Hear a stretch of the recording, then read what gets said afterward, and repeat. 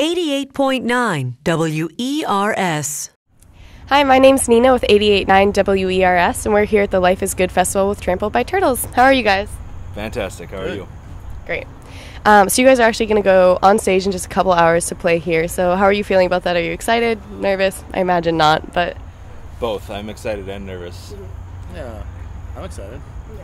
So I know in the past you guys are not new to the festival route. You've played at a ton of festivals, like all throughout the country.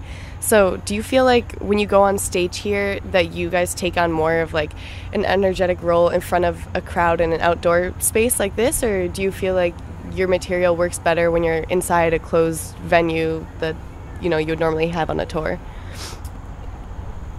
I think it works equally well, but differently in indoors versus outdoors.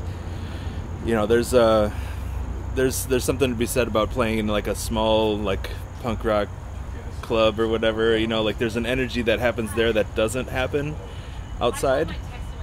But there's a different kind of energy that happens outside, just like the whole like outdoor nature-y, people usually have been like camping out. It depends on what festival it is, but like, that kind of energy is fun to tap into as well.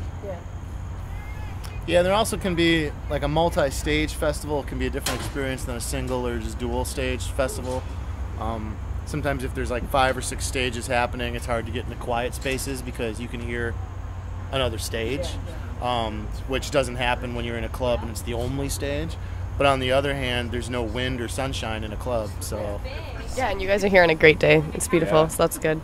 So also going along with that, I mean, most bands people are so used to seeing the traditional, like, guitarist, bassist, singer, drummer, and you guys bring, like, so much energy to the stage and with all the instruments that you're playing.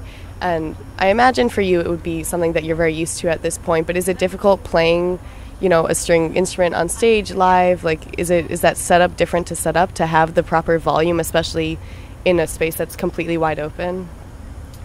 Well, we've changed our rig throughout the years, and it's still constantly evolving to get a good sound on a big stage, because there's definitely problems with like, especially back when we first were experimenting with things with like trying to raise up the volume. You get feedback from like acoustic instruments like that, So we've kind of worked out most of the kinks, but there's still room for improvement, and we're still looking for trying to get a good sound on a big stage, Yeah. And the thing with a festival setup is doing it quickly.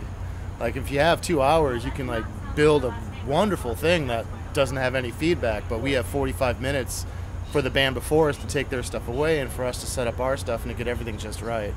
And if we don't do it in 45, then we don't play for an hour. We play for less than an hour. Yeah. So there is that. But I mean, we have been doing it for a while, so we have kind of learned how. I think it's kind of more noticeable how different we are when we play a traditional bluegrass fest, where they don't give you 45 minutes because all those other bands get up and play in front of a mic. Yeah. And then we show up with all of our amplifiers and our cables and all of that, and they're like, what are you guys doing? Why can't you use the one mic? It's like, well, that's not how we do it. So we've kind of gone the other way. So for you guys, I've always wondered this. I don't know if it's how it would work, but with your instruments, sometimes with other bands they'll be on stage and they break a string and it's like it's so punk rock. So then if you guys are playing and have you ever been playing and you break a string on like the fiddle or something like that, and what's that like? Is it, I don't know, I feel like in a way sometimes people will be surprised, but not, again, if you're at a bluegrass festival it's almost like to be expected, or it's not out of the ordinary. Strings break. Sometimes, like I play the mandolin, and sometimes I get really lucky, and when I break a string, it stays kind of in tune, so I can keep playing. Usually it doesn't. So kind of the rule of thumb I follow is if I'm taking the lead break, well, you just got to hear me play out of tune because I'm not going to stop. And if it happens another time, I just have to deal with it, and that's just the way it goes. Yeah. Ryan's had his fiddle just broken a string, and it's useless. Yeah. This fiddle is very. It's a very, fine-tuned balance with all the strings. So if one goes, then the tension's just all messed up, and then there's no.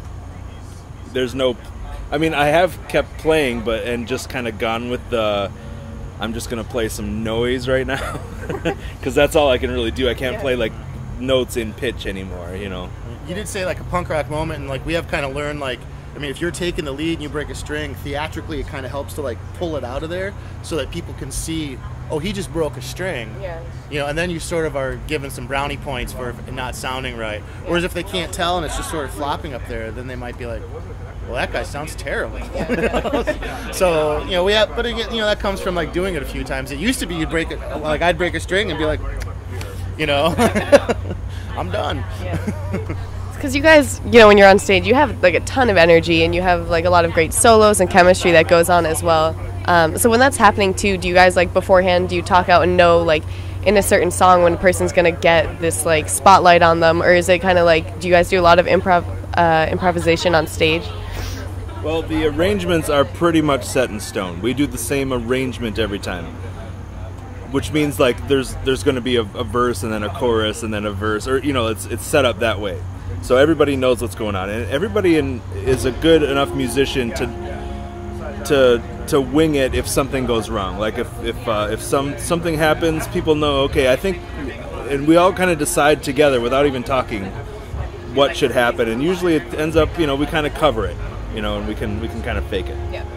But to answer the second part of your question, there is a lot of improv within the sections. Like a song won't sound the exact same from show to show, except for the arrangement will be the same. And then, so I know you were talking about the different types of festivals you guys play at. Music is kind of lucky in that it gets to be received within different genres versus, you know, sometimes you're just strictly bound to that. And I know, like your album from last year, you know, it placed on multiple charts. Like it gets on bluegrass, it gets on alternative and other stuff, which is kind of a neat way for you to get more exposure to reach multiple audiences. So what is that like when you're writing? Do you go in with the mindset of like, we want to pull from different genres, or does it just come naturally that like from influences that you've had before, that's kind of how it works out? Well, a little. I don't think it's as, well, it's certainly not as discussed as that. But I mean, we all are influenced from so many different genres, and we all have pretty big ears. And I mean, there's not really like a rule so much as like, there isn't any guidelines about, well, you can't play like that because that's kind of a speed metal way to do it, or that's kind of an electronic way to do it, or whatever, you know. Like if you're trying something and it fits, go for it, you know. And we're all pretty allowing of everybody to try those different things and different techniques. So it's not so much, hey, we should try to do it this way, so much as it is just happening that way, you know. But you are right, it's amazing to be able to play different things, because sometimes I feel like we're wearing the traditional hat at a festival, and it'll be like a lot of rock and electronic acts, and we're sort of the act that are going to kind of clear everyone's ears out a little bit with an hour of banjo music. And then sometimes we are the weird band at a festival because it's so traditionally acoustic, and then we're kind of the different band to show how far it can be stretched. And it's like we just play our same set in both of those circumstances, and it's kind of cool to like in one of them we're the traditional band, and in another one we're the unique band. I think that's really nice and fortunate. That's actually really cool. So then, this is a little bit of a broad question, but is there something that either in terms of your own music or in music in general that you feel like goes overlooked most times, whether it be, you know, the process that goes into writing stuff, of playing this live, or if it comes down to your own music, or even the receiving end of music, of listening?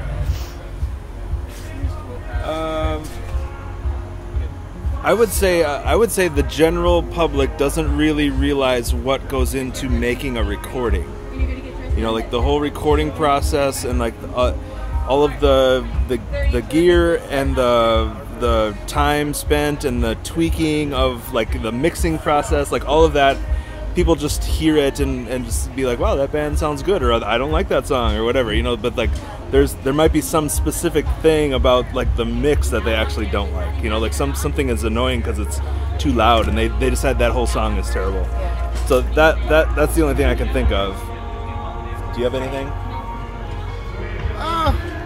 Yeah, I don't know. I feel like a lot of particularly non-musicians might think that a lot of stuff is really plotted out and discussed and planned upon. When I think a lot of times the dirty secret is like we don't really know what we're doing, and you just get up there and do the best you can, you know, and it clicks, you know, and like our band's chemistry clicks, and it clicks really nicely, and it clicks really effortlessly. Knock on wood. And not every band does that. Not every band I've been in has been like that. You know, and I think non-musicians in particular feel like, oh, you just get together and you play music and it happens, and if it doesn't happen, it's because you did something wrong. And it's not. It's because there's all these different factors that come together to make things happen, and how your attitude and how well you play are just a small piece of that puzzle. But